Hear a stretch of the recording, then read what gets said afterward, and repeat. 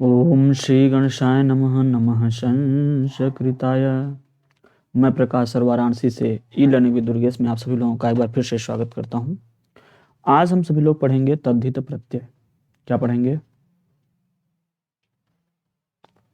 तद्धित प्रत्यय। यह कैसा प्रत्यय होता है जो किसी शब्दों से जुड़ता है, शब्दों के अंत में जुड़ता है। शब्द में कौन कौन से आते हैं? संज्ञा, सर्वनाम, विशेषण एवं अव्यय पदों से यह जुड़ते हैं। और ये इन सभी शब्दों के अंत में जुड़ते हैं। जो इससे बनता है उसको हम तद्धितांत कहते हैं। क्या बोलते हैं? तद्धितांत।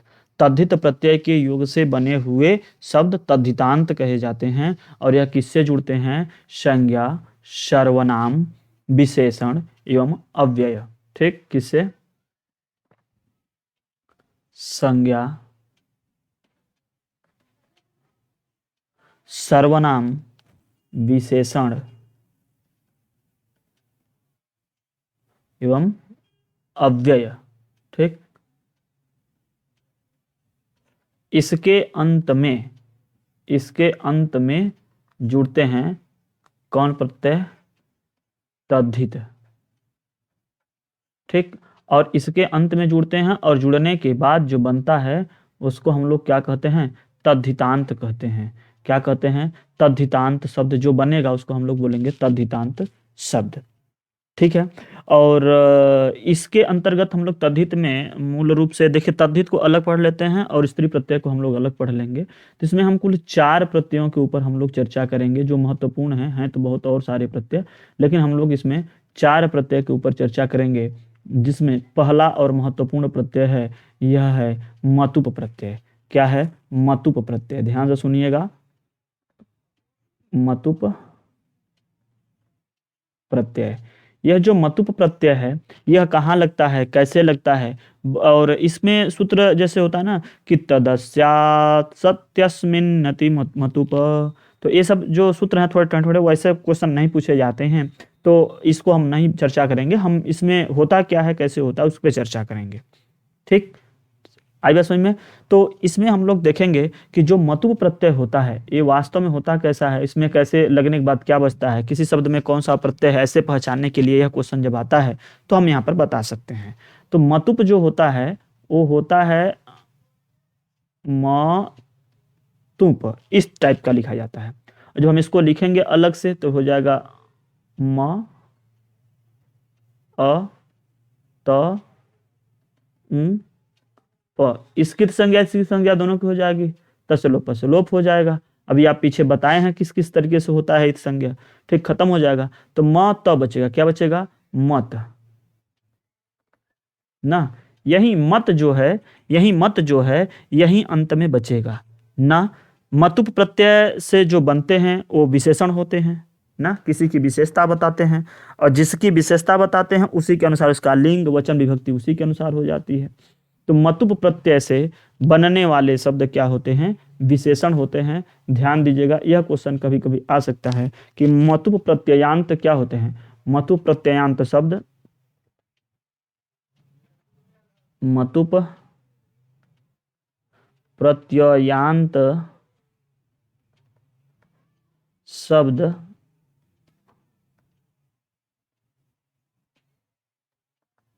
विशेषण होते हैं।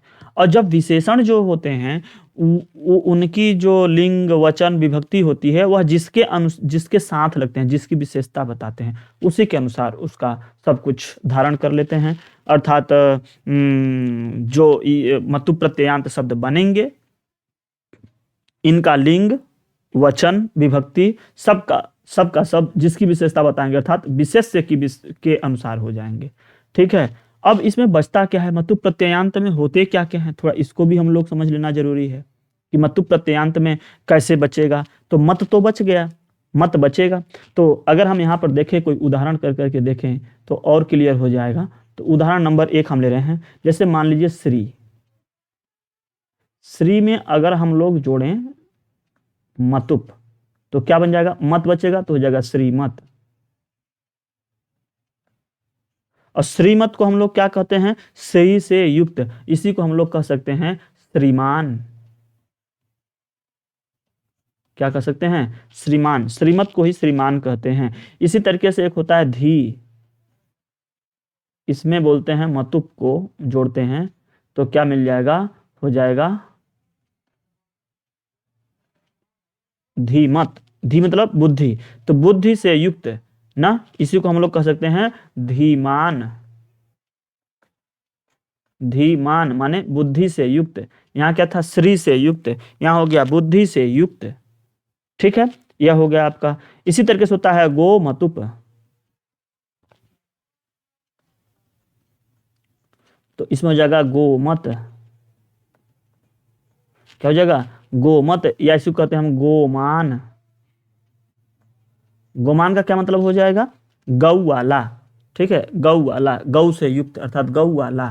ठीक है, क्या हो जाएगा? गोमत। तो श्री मतुप के साथ में श्रीमत, धीमत, गोमत, यह अक्सर बचता तो है मत मत ना, लेकिन कुछ कंडीशन में आगे हम 3-4 नियम बताते हैं। उन कंडीशन में यह जो मत है, इसका जो मकार है ना, यह व में बदल जाता है, माने मत की जगह वत हो जाता है। जैसे गुणवत, जैसे भगवत, तो ऐसे वत में बदल जाएगा। यह मकार जो है व में कैसे बदलेगा, ध्यान देना। 2-3 कंडीशन है इसकी। तो हम सबसे पहली कंडीशन पे हम चर्चा करेंगे कि इसके साथ ही नंबर 1 जो बात आएगा वह आएगा कि अकारांत या आकारांत से अगर जुड़ता है तब। ठीक, अकारांत, अकारांत या आकारांत, यहाँ अ आ न लिखें बल्कि लिख ही दें पूरी बात। अकारांत या आकारांत,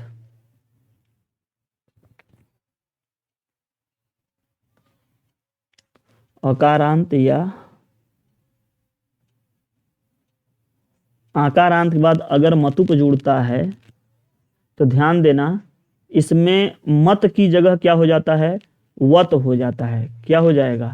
वत। ध्यान देना, जो मत था, मत की जगह जो हो जाएगा क्या हो जाएगा? वत में बदलेगा। इस बार ध्यान देना कि जो मतुप का मत था वह मतुप का वत में बदल जाएगा, माने मत जो मकार था वह वकार में बदल जाएगा। ऐसा यहाँ पर नियम, इस बात को विशेष ध्यान देना। ठीक है, तो मत जो है वत में बदलेगा। इसके लिए जो एग्जाम्पल है हम नीचे लिख रहे हैं, ध्यान दिएगा। जैसे अगर हम बात करें गुण धन मतुप, क्या? गुण धन मतुप, तो यहाँ क्या बनता? गुणमत, लेकिन गुणमत नहीं होगा, क्या हो जाएगा? गुणवत।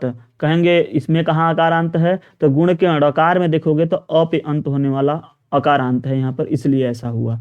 ठीक है, तो पहला एग्जाम्पल आप लोगों ने देखा।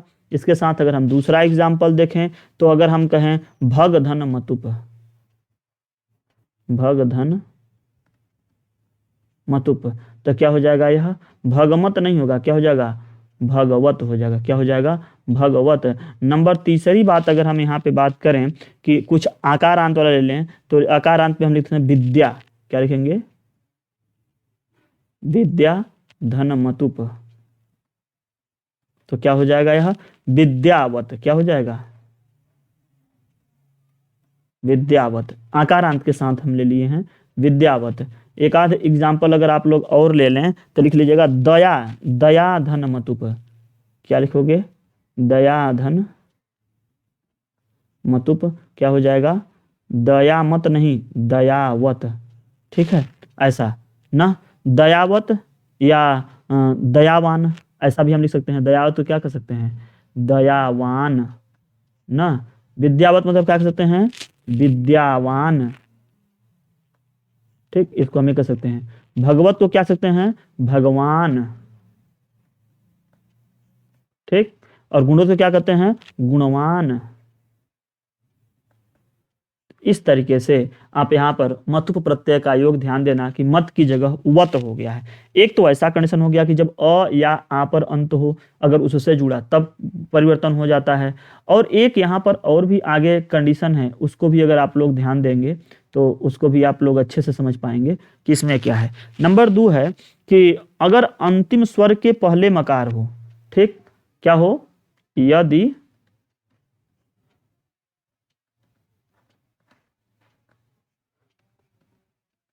अंतिम स्वर के पहले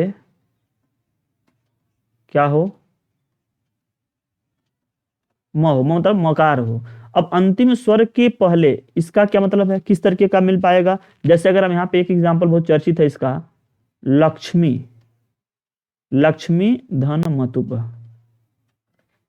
अब यहां ध्यान देना, लक्ष्मी में जो म है, म के बाद ई है, और ई क्या हो जाएगा, अगर हम इसको तोड़ेंगे तो म और ई मिला, तो इस ई के पहले क्या है, इस ई के पहले मकार है, और आपका यह वाला नियम काम कर जाता है कि अंतिम स्वर के पहले क्या हो, मकार अगर हो तो मतुप का जो मत है यह वत में ही, व में ही जाएगा, और यही हो जाएगा लक्ष्मी वत, इसका मतलब लक्ष्मीवान, जैसे आप पीछे किए थे। ठीक, क्या हो जाएगा, लक्ष्मी वान, लक्ष्मीवत, लक्ष्मीवत, लक्ष्मीवत मतलब वही लक्ष्मीवान, यहाँ लिखा जाएगा लक्ष्मीवान, ऐसा लिख दिया जाता है। कुछ और भी इसके साथ में नियम है, 3-4 नियम कुल करीब आएंगे आपको, तो 4 कंडीशन आपको देखने को मिलेगा। नंबर एक और है यहाँ पर, वह है कि जिसके अंतिम व्यंजन के पहले अ या आ हो, यदि अंतिम व्यंजन के पहले अ या आ हो, तब भी यह कंडीशन आपको दिखाई देगा, जब अ या आ अंतिम व्यंजन के पहले रहेगा तब। जैसे जैसे अगर हम बात करें यशस, यशस, और यशस के बाद में लग जाए मतुप। अब यशस स अंतिम व्यंजन हो गया, स के पहले त में अ है, इस वाले स में अगर तोड़ोगे तो अ है, इसके बाद में यहाँ व्यंजन, तो अंतिम व्यंजन यह दंती स पहले अ है, इसलिए क्या हो जाएगा यहाँ पर यशस्वान, क्या हो जाएगा, या यशस्वत कह सकते हैं आप, यशस्वत, ऐसा यशस्वत, या इसी को आप कह सकते हैं यशवान। ठीक, तो आप इस तरीके से यहाँ पे भी देख सकते हैं यशवत या यशवान, इस तरीके से। तो अंतिम व्यंजन के पहले अ या आ हो तब भी आप यहाँ पर कर सकते हो। तो इसी तरीके से एक और बन जाता है भास वाला ना, हाँ, भास धन मतुप, और भास धन मतुप से करोगे तो क्या बन जाता है, अब यहाँ हो जाएगा स ये भी है, और यहाँ पे हो जाएगा वत, तो हो जाएगा भास्वत, क्या हो जाएगा, भास्वत, इसी को आप कह सकते हो भास्वान। ठीक, बहुत सारे पुस्तकों में देखोगे तो आपको यही एग्जाम्पल दिखाई देता है, 2-3 एग्जाम्पल जो ज़्यादा हाईलाइटेड होते हैं, परीक्षाओं में पूछे जाते हैं, ज़्यादातर विद्वान लोग उसी को लिखते हैं। अब करवाने के लिए उल्टा पुल्टा बहुत सारा एग्जाम्पल हम करवा दें, क्या मतलब, जो वास्तव में बुद्धिजीवी लोग होंगे, जो वास्तव में बुद्धिमान लोग होंगे, वो ऐसे एग्जाम्पल का ही प्रयोग करते हैं, और इस यहीं तर अक्सर करके एग्जाम में आ भी जाता है। कई बार हम देखे हैं कि ऐसे ही एग्जाम्पल पूछे जाते हैं।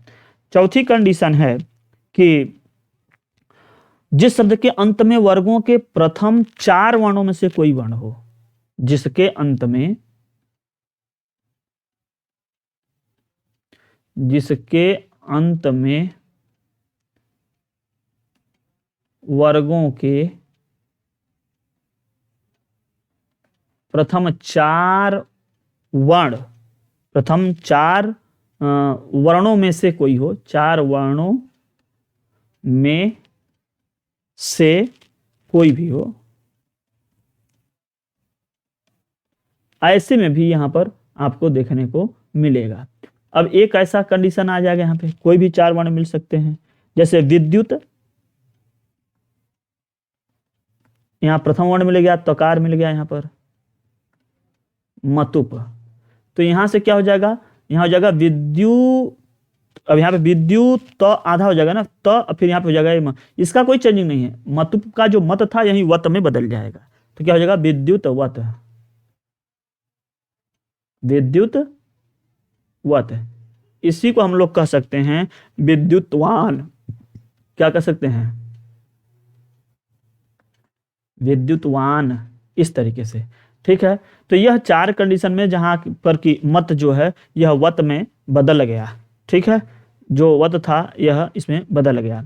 मतु प्रत्ययांत कुछ ऐसे शब्द आप देखोगे तो वह पुल्लिंग में भी चलते हैं, स्त्रीलिंग में भी चलते हैं, और नपुंसक में भी चलते हैं। ठीक, जैसे मैं बताया कि लिंग के अनुसार वह अपना रूप बदल लेंगे, वो आगे जो लिंग वचन होगा, जो विशेष्य होगा, चूंकि ये विशेषण बनते हैं तो जो विशेष्य होगा उसी के अनुसार चलते हैं।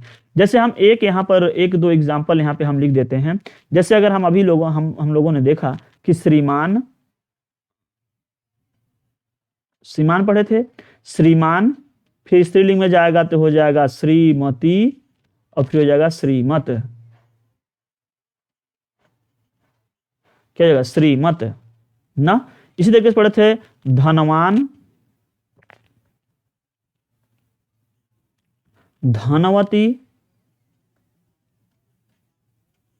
हो जाएगा धनवत। ठीक, आप देखिएगा ध्यान से, गुणवान, गुणवती, और आप कहते हैं गुणवत,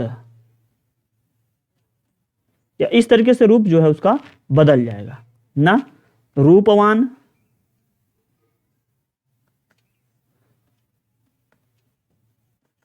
रूपवती, रूपवत। ठीक है, बलवान, बलवती, और एक लिख देते हैं लास्ट, बलवान, बलवती, और बलवत। इस टाइप के जो हैं ये सब के सब मतुप प्रत्ययांत हैं, और जो बताए हैं कि यह पुल्लिंग में, और यह स्त्रीलिंग में, और यह नपुंसक लिंग में इस तरीके से प्रयोग किए जाते हैं। श्रीमान, श्रीमती, श्रीमत, धनवान, धनवती, धनवत, गुणवान, गुणवती, गुणवत, रूपवान, रूपवती, रूपवत, बलवान, बलवती, बलवत, ये जितने भी हैं सब इसी तरीके से प्रयोग में होते हैं। अब हम लोग देख लिए यहाँ पर मतु प्रत्यय को समझ लिए हैं। मतु प्रत्यय के आगे हम कुछ और प्रत्यय पर अब चर्चा करेंगे, और यह प्रत्यय, अब अगला हम जो प्रत्यय लेंगे यह प्रत्यय होगा इन प्रत्यय। कौन सा प्रत्यय?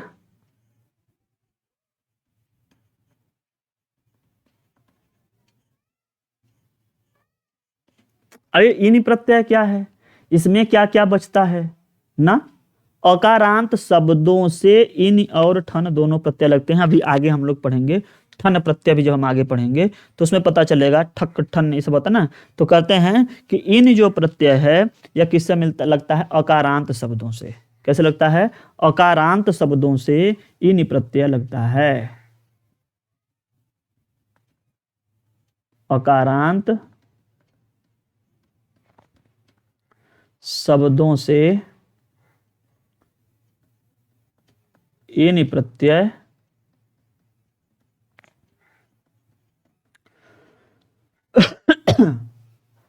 लगता है। ठीक है, अकारांत शब्दों से इन प्रत्यय लगता है, ऐसा आप समझ लीजिए। यहां पर इन प्रत्यय में क्या होता है? इन प्रत्यय में जो यहां पर न में ई लगा है, न और ई, इसका ई यहां पर गायब हो जाता है। आगे सूत्र पढ़ेंगे, आप लोग बहुत डीप में जाएंगे तब इसके बारे में भी चर्चा नहीं करेंगे। यहाँ पर जो यह ई है यह रहता है, और न वाले में जो ई है इस यह लोप हो जाता है, इसकी ये हट जाएगा। तो इन का जो है केवल इन शेष बचता है। क्या बचता है? इससे केवल क्या बच जाएगा? इन। ठीक है, क्या बच जाएगा? इन बच जाएगा।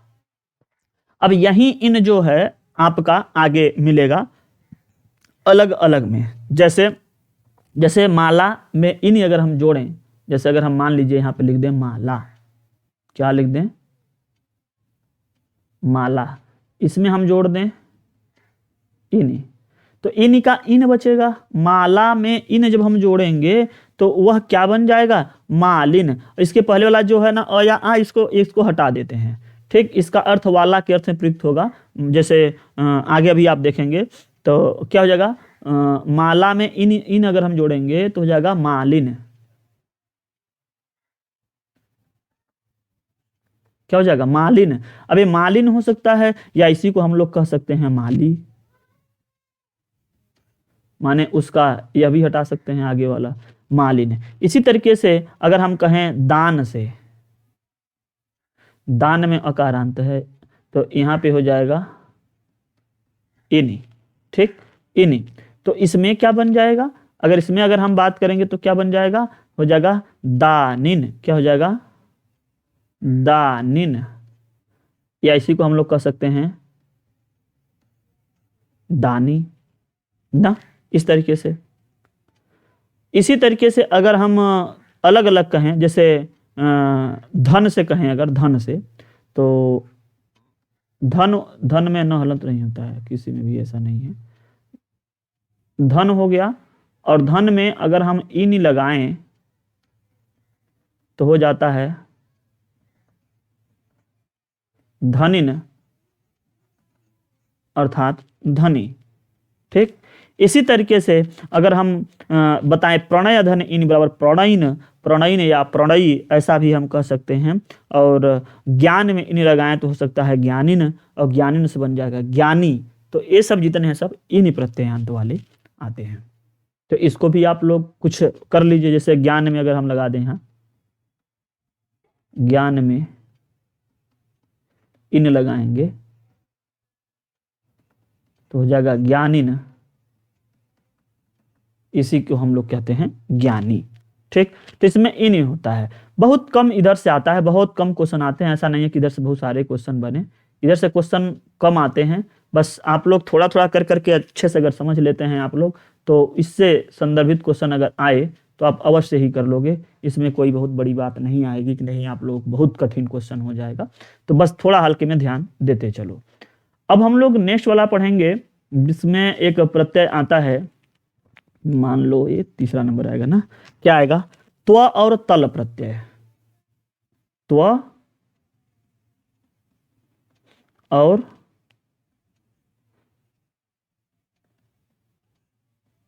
ये त्व अलग और एक यहाँ पे तल है। ठीक, यह होता है। इससे क्या होता है, किसी शब्द को अगर भाववाचक संज्ञा बनाना हो तो त्व या तल जोड़ देते हैं। इससे क्या बनता है? भाववाचक संज्ञा बनता है। क्या बनता है? भाववाचक संज्ञा बनता है। ठीक, इसके बाद क्या बनता है? भाववाचक संज्ञा बनता है। ठीक है, भाववाचक संज्ञा बनेगा इससे। ध्यान, त्व और तल दोनों से, तल वाला ता बच जाता है, अंत में आ जाता है ता। ठीक, तो उससे बने, जैसे सुंदरता ना, वो ता बच जाएगा लास्ट में तल से। एक बात और ध्यान देने वाली बात है कि जो यह, एक सेकेंड, कि जो यहाँ पर त्व से बनेगा, तो त्व से अगर अंत होता है तो नपुंसक लिंग, और तल से अगर अंत होता है तो स्त्रीलिंग वाला बनेगा, अर्थात त्व प्रत्ययांत नपुंसक लिंग। तो हम यहाँ पर लिख दे रहे हैं त्व प्रत्ययांत, क्या हो जाएगा? त्व प्रत्ययांत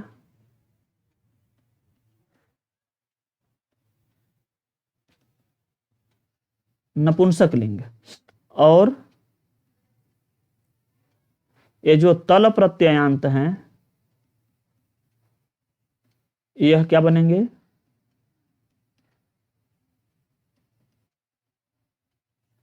स्त्रीलिंग बनेंगे। इस दो बात को ध्यान रखिएगा। तल वाले में ता शेष बचता है। ठीक, तल वाले में क्या बचता है? ता। ये शब्दों से ही जुड़ते हैं, तो शब्द से जुड़ते हैं तो कुछ एग्जाम्पल हम लोग यहीं पे कर लेते हैं, लगे हाथ, अपने आप समझ में आ जाए कि कौन कौन से कैसे कैसे बन के जा रहे हैं। तो कुछ उदाहरण,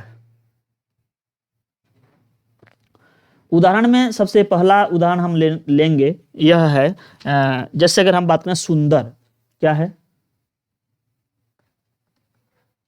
सुंदर में अगर तल जुड़ेगा, त्व जुड़ेगा, तो त्व जुड़ने से बन जाता है यह सुंदरत्वम। क्या बन जाता है? सुंदरत्वम।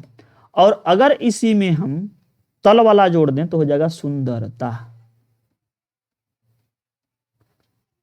ध्यान देना, इसमें क्या जुड़ा है? त्व जुड़ा है, और नीचे वाले में क्या जुड़ा है? तल जुड़ा है। ठीक, क्या है? ऊपर वाले में त्व, नीचे वाले में तल। सुंदरत्वम, सुंदरता। ठीक, इसी तरीके से बनता है महत्वम, महत्ता। क्या बन जाता है? महत्वम और महत्ता। नीचे चलिए देखते हैं, नीचे वाले पे जगह है, नीचे ले लेते हैं, यहां पर ले लेते हैं। यहां पे अगर हम जोड़ें, पहला अगर जोड़ें महत में, महत में अगर हम जोड़ते हैं तो क्या बन जाएगा? महत्वम। और इसके बाद दूसरा में जोड़ेंगे तो क्या हो जाएगा, महत्ता। इस तरीके से महत्ता। ध्यान दीजिएगा, यह क्या है आपका, त्व प्रत्ययांत, और यह क्या हो जाएगा आपका,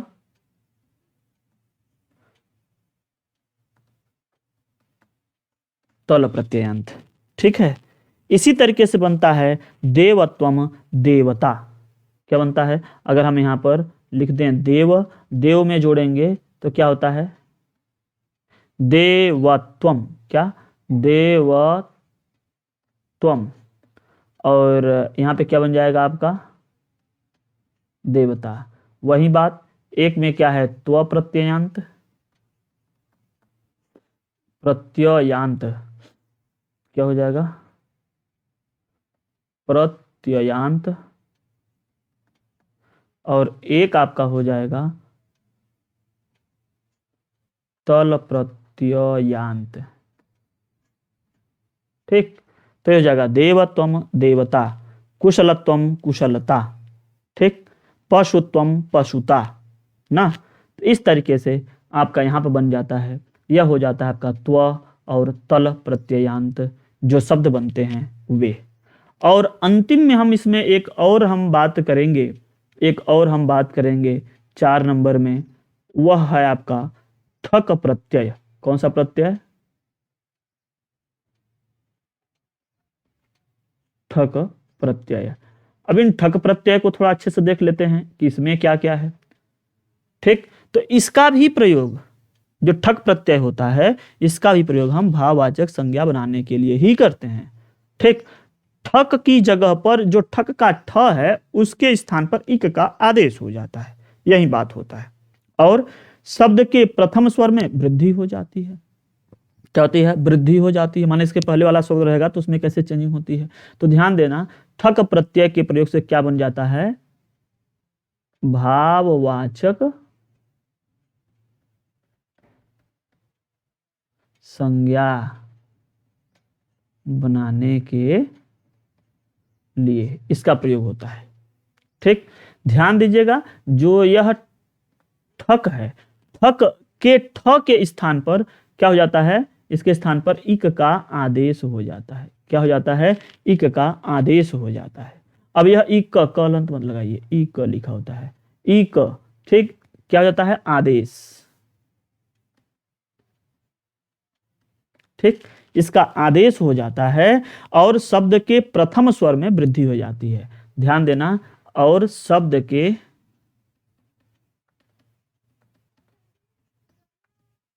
प्रथम माने पहला ही, लास्ट वाला नहीं, प्रथम, प्रथम स्वर में वृद्धि हो जाती है। वृद्धि, वृद्धि का मतलब दीर्घ नहीं है, ध्यान देना, वृद्धि हो जाती है।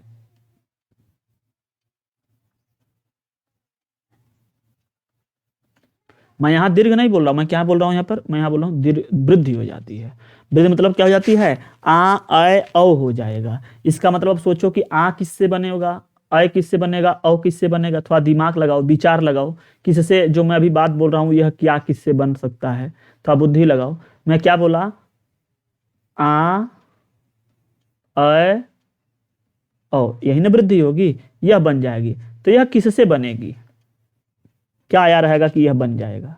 तो ध्यान देना कि यह अगर अ रहता है तो आ हो जाएगा, अगर यहाँ पर ई रहता है तो यह ए वाला ऐसा हो जाएगा, अ हो जाएगा। और अगर ऊ रहता है तो किस हो जाएगा, अ। कहेंगे ऐसा क्यों, क्योंकि आप अ ई ऊ को ही चेंज करते हैं बार बार, अ ई ऊ को, अ को आ में, ई को अ में, ऊ को औ में, इसका उच्चारण स्थान में लाएंगे तो ई से ही अ वाला मिलता है। जैसे कंठ तालु, नीचे कंठ ओष्ठ, तो तालु से ई मिल रहा है और ओष्ठ से ऊ मिल रहा है, जिससे क्या हो जाएगा, यहाँ पर यह वाली परिवर्तन देखने को मिलेगा। चलिए कुछ हम लोग एग्जाम्पल करेंगे तो और अच्छे से क्लियर हो जाएगा। चलिए उदाहरण पे ध्यान देना, पहला वाला स्वर हम इसको चेंज करेंगे। ठीक है, पहले वाले स्वर को, जैसे अगर हम लोग यहाँ पे बात करें कि लोक को अगर बदलें, लोक। ठीक। अब लोक में अगर हम ठक जोड़ते हैं तो ठक का मतलब है कि जानते हैं इक लगेगा, इतना पक्का है, ठक में वाला इक आएगा यहाँ पर। तो लो क में हो जाएगा, तो ल में ओ है, और यहीं ओ किस में बदल जाएगा, अगर ओ भी रहता है तो किस में बदलेगा, औ में बदलेगा। पक्का समझिएगा। अगर ओ भी है तो औ में ही ना जाएगा, क्योंकि देखो ओ है तो ओ वाला भी किस में जाएगा, ओस्ट वाला है तो ओ वाला भी अगर पाएगा तो इसमें आएगा, है कि नहीं। इससे ना मिल रहा, अगर ए वाला मिलेगा तो नहीं जाएगा यहाँ पर, बिल्कुल जाएगा, क्योंकि ओस्ट वाला है, ओस्ट वाले में जाएगा, माने इसके साथ में जो मैच करेगा वृद्धि वहीं जाएगी। ठीक, तो यह भी तो जाएगा उसी में, तो यहाँ पे हो जाएगा लो से लव हो जाएगा, क्या हो जाएगा, लव क में इक जुड़ जाएगा, हो जाएगा किक, तो हो जाएगा लव किक, क्या हो जाएगा, लव किक, तो हो जाएगा लव इक से इक कह होता है लव किक हो जाएगा, क्या बन जाएगा, लव किक। ठीक है, ऐसा दिन में अगर हम जोड़ें, अगर हम यहाँ पे बात करें दिन में ठक को जोड़ें, तो दिन में ई है, ई के साथ जाएगा आए जाएगा, तो दाय हो जाएगा, दाय न पे इक लग गया, दाय निक, तो क्या बन जाएगा, दाय निकह, क्या हो जाएगा, दाय निकह। अगर हम कहें सप्ताह में, इसमें अगर हम ठक जोड़ें तो स का अ है वो आ हो जाएगा, तो हो जाएगा सा, ता, ह में ई जुड़ जाएगा तो हो जाएगा ही क, तो क्या हो जाएगा, सप्ताहिकः, क्या हो जाएगा, सप्ताहिकः, साप्ताहिकः, ऐसा हो जाएगा। इसी तरह बोलता है संस्कृति, और जब संस्कृत में हम ठक जोड़ देंगे तो क्या बन जाएगा, सन से हो जाएगा सान, ऐसा सांसक्री, सांस्कृति, ये तो ती है ये, तो सांस्कृति कह, यहाँ पर दीर्घ नहीं बना है तमिल जोड़ करके, सांस्कृतिक ऐसा बन जाएगा। इसी तरीके से बनता है साहित्यिक, साहित्यिक बना लीजिए, यहाँ पे आप जोड़ दीजिए, साहित्य होता है, साहित्य साहित्य होता है, तो साहित्य में अगर हम ठक जोड़ें तो हो जाता है साहित्यिक, साहित्यिक, क्या हो जाएगा, साहित्यिक। ठीक, धर्म में ठक जोड़ लीजिए, धर्म में ठक जोड़ेंगे तो क्या मिल जाएगा, अब ध अ है लेकिन इसका दीर्घ हो जाएगा, आ हो जाएगा, तो धार्मिक, क्या हो जाएगा, धार्मिक।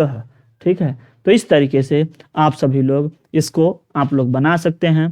ठीक, धार्मिक हुआ, जो भी बना आपका, साहित्यिक बना या सांस्कृतिक बना, साप्ताहिक बना, दैनिक बना, इसी तरीके से आस्तिक भी बन जाता है, या आप एक कहें आश्विक भी एक शब्द बनता है, अश्व में ठक जोड़ता है तो आश्विक बन जाता है।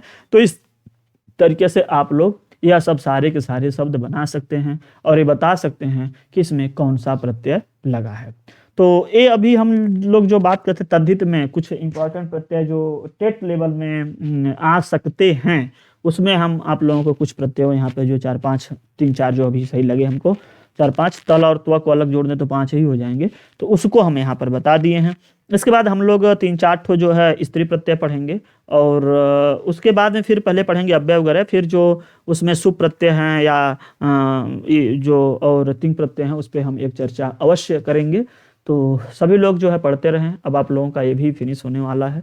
तो अभी के लिए बस इतना ही, मिलते हैं नेक्स्ट क्लास में किसी और टॉपिक के साथ में। आप लोग बिल्कुल रिवीजन करते रहें, प्रैक्टिस सेशंस को सॉल्व करते रहें। तो अभी के लिए बस इतना ही, मिलते हैं नेक्स्ट क्लास में। थैंक्स फॉर वॉचिंग, जय हिंद।